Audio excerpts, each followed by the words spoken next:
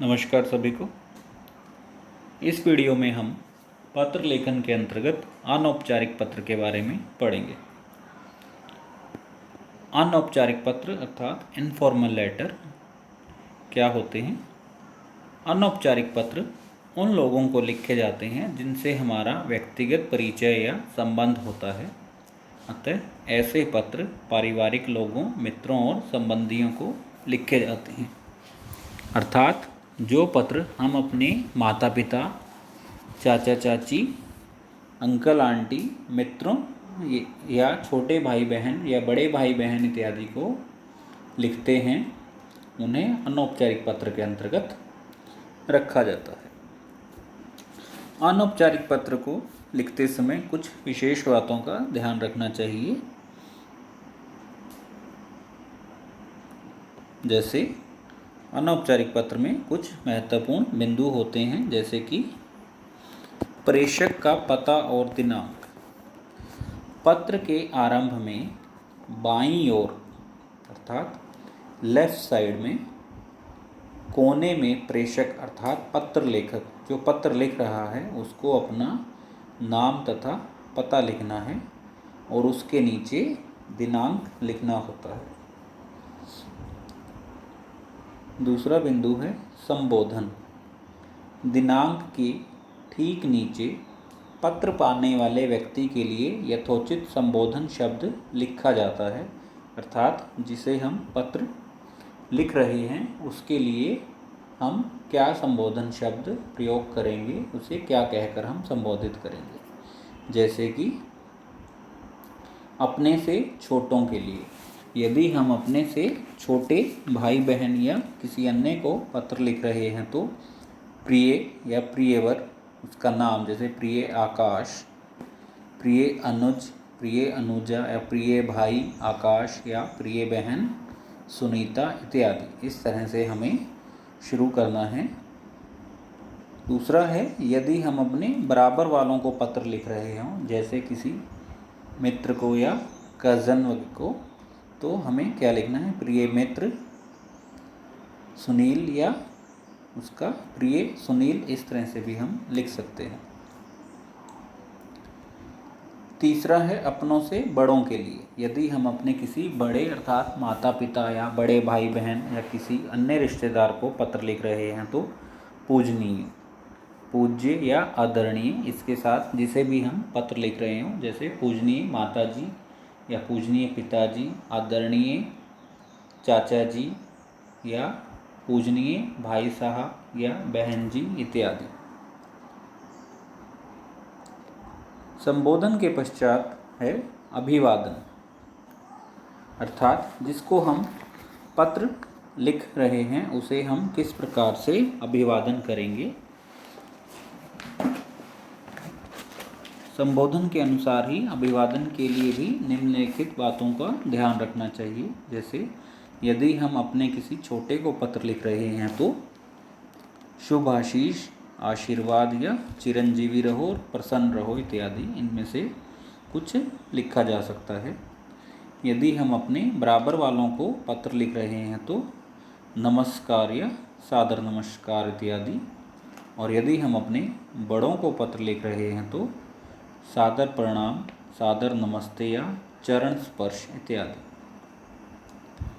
चौथा बिंदु है पत्र की सामग्री या विषय वस्तु, अर्थात जो हमें पत्र की विषय वस्तु है हमारी, वह हमें किस प्रकार से लिखनी चाहिए तथा उसमें क्या ध्यान रखना चाहिए। पत्र लेखक अर्थात पत्र प्राप्त करने वाले से जो कुछ कहना चाहता है, अर्थात जो हम पत्र लिख रहे हैं जिसके भी नाम, हम उसे जो कुछ भी कहना चाहते हैं उसी को पत्र की विषय वस्तु या सामग्री कहा जाता है। इसे स्पष्ट शब्दों में साफ साफ लिखना चाहिए तथा विषय वस्तु में कथन की क्रमबद्धता बनी रहनी चाहिए, अर्थात एक कथन का दूसरे कथन से संबंध या उनमें कंटिन्यूटी होनी चाहिए। पांचवा है पत्र का समापन। पत्र की समाप्ति पर निकट संबंधियों को यथा योग्य अभिवादन लिखते हुए पत्र का उत्तर देने का आग्रह करना चाहिए। तथा छठा भाग है स्वनिर्देश। इसका अर्थ क्या है कि पत्र पाने वाले के साथ अपने संबंधों का उल्लेख करते हुए अपना नाम लिखना, कि जिसे हम पत्र लिख रहे हैं उसके साथ हमारा क्या संबंध है, उसके विषय में बताते हुए हमें अपना नाम लिखना चाहिए। इसे भी हम संबोधन तथा अभिवादन की तरह 3 भागों में विभाजित कर सकते हैं कि यदि हम अपने से छोटों के लिए हमने पत्र लिखा है तो स्वनिर्देश हम रहेगा तुम्हारा शुभाकांक्षी, तुम्हारा शुभचिंतक या हितैषी इत्यादि। तुम्हारा हितैषी वर्ड यहाँ पर पूरा होगा, उसके पश्चात अपना नाम। यदि हम अपने बराबर वालों को पत्र लिख रहे हैं तो उसके अंत में आपका प्रिय या तुम्हारा प्रिय या आपका अभिन्न मित्र, आपका स्नेहकांक्षी इत्यादि। इसी प्रकार से यदि हम अपने से बड़ों को पत्र लिख रहे हैं तो आपका प्रिय या आपका आज्ञाकारी पुत्र, आपका कृपाकांक्षी, आपका विनीत, आपका स्नेह पात्र या आपका पुत्र या पुत्री इत्यादि। इस प्रकार से अनौपचारिक पत्र लिखते समय इन बातों का हमें ध्यान रखना चाहिए। इसके पश्चात है निमंत्रण पत्र का प्रारूप। निमंत्रण पत्र के प्रारूप में सबसे पहले ऊपर प्रेषक का पता अर्थात जो पत्र लिखने वाले हैं उसका पता, दिनांक, संबोधन जैसे प्रिय, मित्र, उसके पश्चात अभिवादन, नमस्कार या सादर नमस्कार, उसके पश्चात पत्र की विषय सामग्री जो भी हमने लिखना है पत्र के अंतर्गत उससे संबंधित बातें, अंत में अभिवादन कि हमें उसे अभिवादन किस प्रकार से करना है कि, तथा उसके पश्चात सब निर्देश, आपका प्रिय मित्र, उसके पश्चात अपना नाम। आइए अनौपचारिक पत्र को कुछ उदाहरणों के माध्यम से समझें।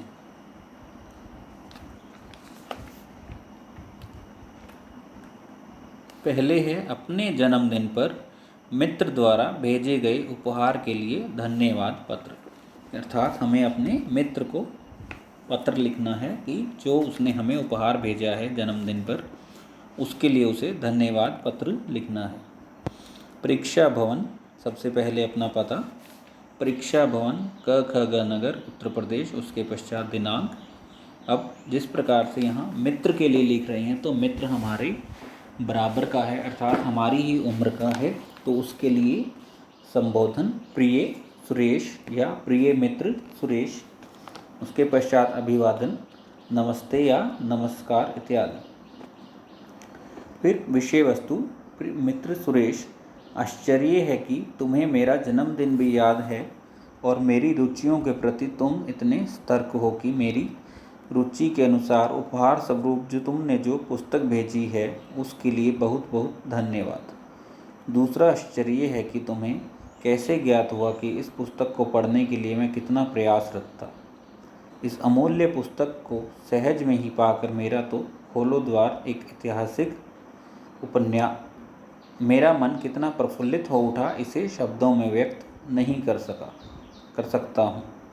बंधु सुरेश, उपहार में प्रेषित उपन्यास माँ अब तो खोलो द्वार एक ऐतिहासिक उपन्यास है जिसमें राष्ट्रीयता सर्वत्र झलकती है। इसके पश्चात पत्र के समापन के समय तुम्हारे पिताजी और माताजी को चरण वंदना, उपहार हेतु पुनः धन्यवाद तथा स्वनिर्देश तुम्हारा अभिन्न मित्र च इत्यादि। इसके पश्चात एक बधाई पत्र दिया गया है तथा एक और उदाहरण देखते हैं। अपने छोटे भाई को पत्र लिखकर बताइए कि वह पढ़ाई के साथ साथ अपनी सेहत का ध्यान कैसे रखे। सबसे पहले पता, परीक्षा भवन क ख ग पब्लिक स्कूल नई दिल्ली 15 अक्टूबर 2019-20 जो भी सन चल रहा हो। उसके पश्चात भाई छोटा है तो प्रिय अनुज, अनुज लिख सकते हैं आप, या प्रिय उसका नाम भी लिख सकते हैं इत्यादि। उसके बाद आशीर्वचन अभिवादन के लिए छोटे को आशीर्वचन देंगे हम, खुश रहो, तथा विशेष वस्तु में हमें यह लिखना है कि वह अपनी पढ़ाई के साथ साथ सेहत का ध्यान किस प्रकार रखे। तो तुम्हारे पत्र से पता चला कि तुम पढ़ाई में काफ़ी मेहनत कर रहे हो तथा उसका परिणाम भी अच्छा मिल रहा है। मुझे बड़ी प्रसन्नता हुई। मुझे पता है तुम अपनी पढ़ाई के प्रति अधिक जागरूक एवं दृढ़ निश्चयी हो, परंतु पढ़ाई के साथ साथ शरीर स्वस्थ होना भी जरूरी है। यदि तुम शारीरिक रूप से स्वस्थ व मजबूत रहोगे तो तुम्हारा दिल दिमाग भी खुश रहेगा। तुम अपने अध्ययन में पूरी तरह मन लगा सकोगे। शरीर कमज़ोर होने से पढ़ाई में भी मन नहीं लगता। इनसे तुम्हारा भविष्य खतरे में पड़ जाएगा। तुम प्रातःकाल व्यायाम किया करो, जो तुम्हारे लिए लाभकारी रहेगा। मुझे उम्मीद है कि तुम इस पर गंभीरता से विचार करके व्यायाम व प्रातःकाल भ्रमण के लिए जाया करोगे। अच्छे भविष्य की कल्पना से मैं हमेशा तुम्हारे साथ रहूँगा। तथा अंत में स्वनिर्देश तुम्हारा अग्रज या तुम्हारा बड़ा भाई, आप कुछ भी लिख सकते हैं। उसके पश्चात नाम। तो यह था हमारा अनौपचारिक पत्र का प्रारूप, उससे संबंधित कुछ महत्वपूर्ण बातें और उसके उदाहरण, इनके आप देखकर ध्यानपूर्वक समझ लीजिएगा। धन्यवाद।